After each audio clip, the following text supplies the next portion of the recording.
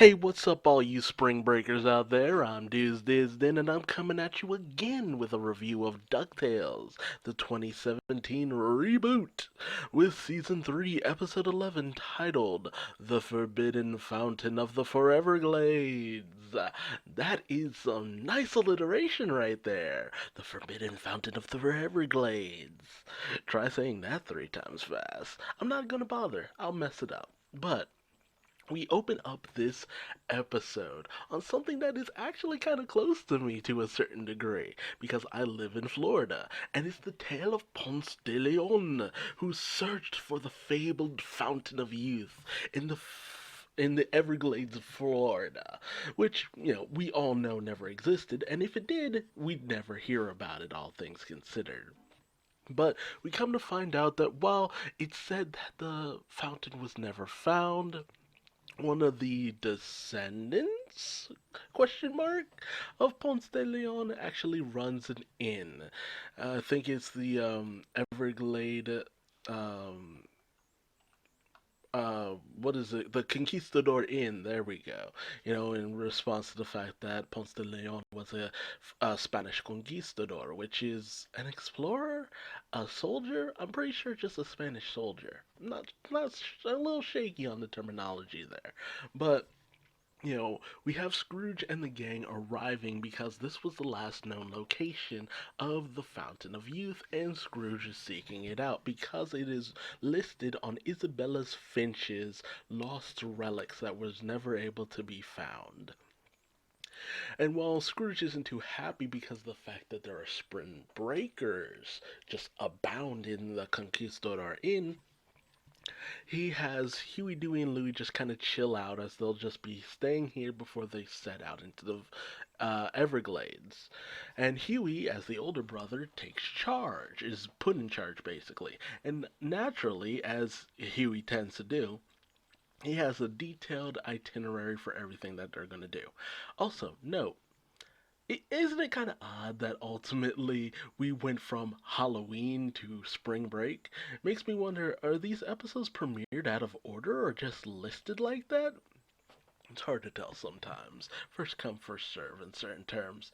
But, Dewey is none too happy that once again Huey is in charge. But Huey's the most responsible, so of course he is. But Scrooge ends up running into none other than Goldie O'Gilt, who actually managed to pickpocket Isabella Finch's journal from Huey at some point, as she too is searching out the fabled Fountain of Youth. And as Goldie ends up getting one over on Scrooge so she can have a head start, telling the teenagers that they have free T-shirts, Scrooge and Webby end up giving chase as not to let Goldie get the jump on them, as a mysterious figure views them from the shadows. Meanwhile, the triplets are kind of at odds for the most part. Mostly Huey and Dewey, as Louie just wants to chill out. Huey says that the itinerary says chill out, but Dewey full on wants to go to the pool, and he's determined to do it. Unfortunately, the pool is so filled with spring breakers, yet that's not happening. At most, he manages to dip his toe. Well, webbed toe in there at the very least, but ultimately he relents and relaxes with his brothers. Meanwhile, as Webby is still spry and youthful, Scrooge and Goldie, they're getting up on years. They can't really keep up as much as they used to. Scrooge's back, Goldie's knees, old people problems, and you start encountering them when you're 25, honestly. So just a heads up for the most part. But Goldie has some water that she stole from the resort, in a canteen that Goldie stole from Scrooge. So Goldie and Scrooge both take a bit of a swig of it before it gets, knocked to the ground and all that good stuff.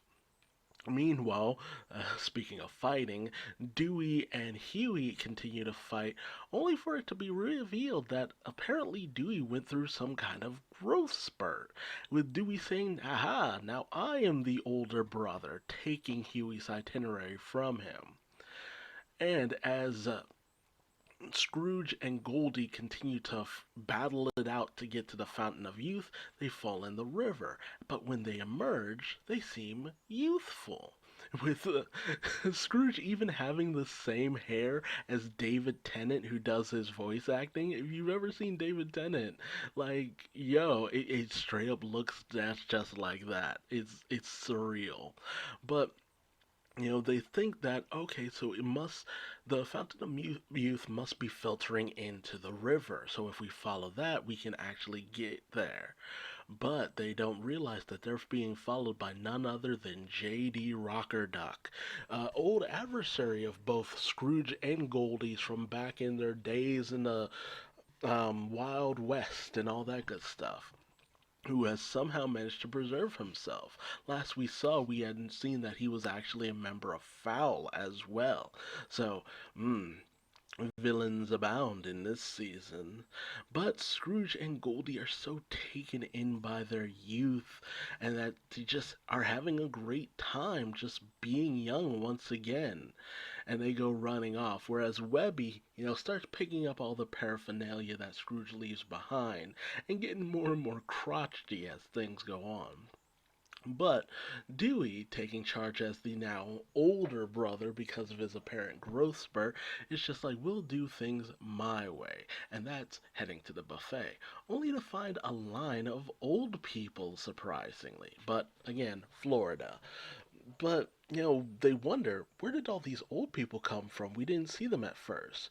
With the manager simply saying, well, the conquistador serves the young and the old. But Louis has his suspicions. Meanwhile, Scrooge and Goldie start to kind of flirt it up a little bit, really taking in their youth because of the fact that it could mean a new start for the both of them. Not double crossing each other the way they used to, but maybe actually trying something a little different, caring for each other. Whereas Webby ends up injuring herself, throwing out her back for the most part, and actually needing the gain. Meanwhile, Dewey is really just all in on this taking charge thing. And Huey relents, saying that, well, if I'm the middle brother, then we'll do things my way, completely throwing off any plans that Dewey might have had, and just engaging in a very fierce ping pong match. Whereas Louis ends up running out of water, juice, whatever for his drink. So he goes in search of more drink, only to see the manager filling up a canteen. But then he locks, and I mean locks down, his office. And Louis finds this a little bit suspicious. Why would he lock up an area filled with water? Dot dot dot. But meanwhile, with Webby, Scrooge, and Goldie, Webby is determined to get Scrooge and Goldie put back to the way they used to be. But Goldie, tries to convince Scrooge that maybe this is for the best. Maybe they should just, stay this way, not go back, just live out their lives once again with all of the knowledge that they used to have. And ultimately, Scrooge kind of agrees, running off with Goldie, with a very angry Webby who ended up getting a mosquito bite on her eye because, yeah, Florida is terrible. Florida is terrible. But they do happen upon the Fountain of Youth, only to realize it doesn't actually connect into the river, wondering how they got young. But as they go to investigate, they're met with J.D. Rockerduck and his Franken Jeeves, which would explain how Jeeves has been alive this entire time, which is kind of terrible, like seriously. But when Rockerduck goes to investigate himself, he finds that it's completely bone dry. What happened to the youth juice? Only for Louis to continue to shadow the manager, and once he gets a nice look at the guy, he realizes it's Ponce de Leon, and he just spills the entire plot to Dewey and Huey.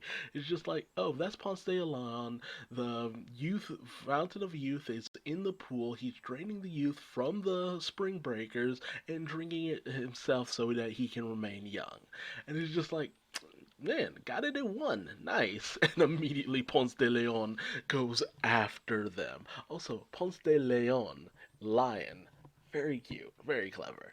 And so he ends up locking them away in his storage room, where he actually kind of explains the whole thing that yes, he discovered the Fountain of Youth. Originally, he would throw in his own men in order to keep himself young and youthful, but after a while, old man leading you into the woods, yeah, no, that's not a thing you do.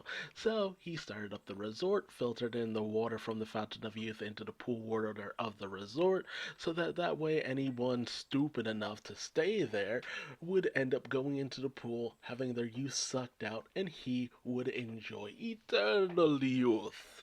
Mamma mia. That's Italian, not Spanish. My bad. That's culturally insensitive. I'm sorry. And, Huey just kind of really adds it up, and it's just like, of course, it's the perfect plan. But why would you tell us that? Well, he says, like, because I'm going to drain your youth, of course.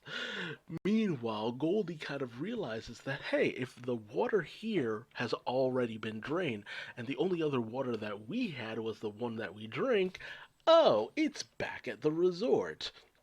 And Goldie actually helps out Scrooge this time around, not leaving him to his fate as they usually would do to each other, escaping from Frankenjeeves and Rocker Duck.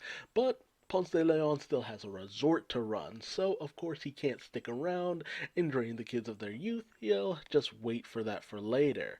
But in comes Scrooge and Goldie, who question Ponce de Leon on where the Fountain of Youth is. But they immediately realize it's in the pool water. And it's just like, ew, it's full of old people. And it's just like, dude, I filter it, of course, of course. It's a 5-star resort, which I'm just like, 5 stars? You don't have any other employees, dude. How is it 5 stars? Then again, old people probably, just be manipulated to give it 5 stars. But, he's been using it to keep himself nice, young, and youthful. But that doesn't keep him from being overpowered by the youthful Goldie and Scrooge. But Ponce de Leon tries to strike up a deal, saying that he'll share the secrets of the Fountain of Youth with them. That way they can all remain forever young. And Goldie is actually willing to take him up on this offer. But Scrooge, after seeing what's happening to these kids, yeah, no, he's not about that. He doesn't like spring breakers and because they're slackers and all that, but he's not about stealing, he's about earning. That's the Scrooge McDuck way. What's the point of a fresh start if you make even worse mistakes? Very good life lesson. But Rocker Duck is all for taking some of that youth juice, and he manages to get his vim and vigor back. So Rocker Duck is back in action, only to get socked in the face by Scrooge, which I love. He's just like Falcon Punch. But Scrooge ends up being cornered by Ponce de Leon and Frankenjeeves, and Goldie goes back to her old ways. If Scrooge won't join her in youth, then she'll keep it all for herself. Only to encounter the boys who don't realize it's her, who tell her to save herself. And she fully intends to do just that.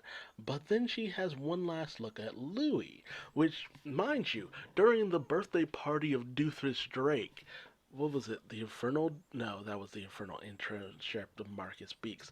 Doofus Drake's birthday party where they teamed up. They had a connection. There was a moment there.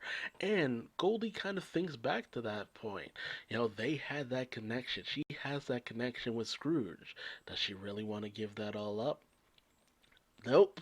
As she goes in, slams the bottle she was gonna take for herself into Frankenjeeves' mouth, and reverts Frankenjeeves into a little baby. So Rocker Duck has to care for the Frankenjeeves baby. And Goldie and Scrooge manage to overpower Ponce de Leon, but in the scuffle, Ponce de Leon drags Scrooge into the pool of youth, which quickly drains them of their youthfulness. But instead of trying to get to safety, Ponce de Leon continues to try to drag Scrooge under. But it's only thanks to Goldie sacrificing her youth to save Scrooge that he's able to survive, with her ultimately saying that what's the point of youth if you can't spend it together, which is very sweet. And Ponce de Leon straight up dies. Like, this dude dies. He crumbles away to dust. It's mad nasty and mad gruesome. But they drain the pool of all of its, you know, and give it to the kids of spring break, giving everyone back their youth. Mind you, a lot of people would have had to die considering that it's just like they gave it up to everyone got a little bit. So in order to get everybody back to their proper ages, they wouldn't have had enough water for all of that. So there had to be a backstock of enough that we had to have had years of Ponce de Leon just murdering people for us to get to this point. So just keep that in mind. A lot of death in this, but everyone there at the moment is returned to normal, with Dewey even taking the last drop so that he can go back to being the middle brother. With the crotchety Webby being like, I'm glad that everything's back to normal, though she had a pretty bad day.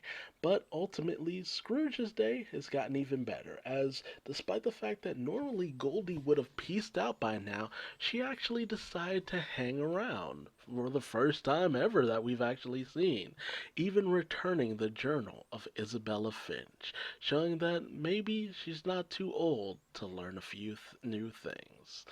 And she gives Scrooge the biggest smooch on the lips, on the beak, I guess you could say. But it's like finally, after all this time, Scrooge gets himself, with Goldie declaring, Spring Break!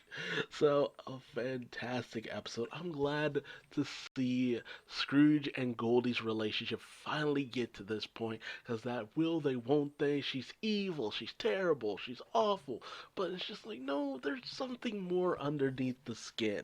She's not a completely awful person, and I'm glad to finally see it end in a way where she hasn't just one-upped Scrooge. It's not about that. They care for each other. They love each other. And it's finally great to see them not deny those feelings. But what are your thoughts? Tell me in the comment section below. What did you think about the return of J.D. Rockerduck? Or the return of Goldie O'Gild? How did you feel about the whole, young Goldie and Scrooge thing? Would you have preferred them to stay young? I mean, there's still some water at the bottom of the pool if they really wanted to give it a shot. But, you know, who knows? They probably wouldn't feel too great about that. At least Scrooge wouldn't, and Goldie wouldn't want to make Scrooge feel bad. So there's that as well. But a fun episode, a nice episode. I had a good time. Tell me your feelings in the comment section below. If you liked this video, leave me a like. If you didn't, feel free to leave me a dislike. Subscribe and hit the bell icon. That way you never miss out on another DuckTales episode review. And until then, I've been Duuz-Diz-Din, and I will see you later. Bye-bye.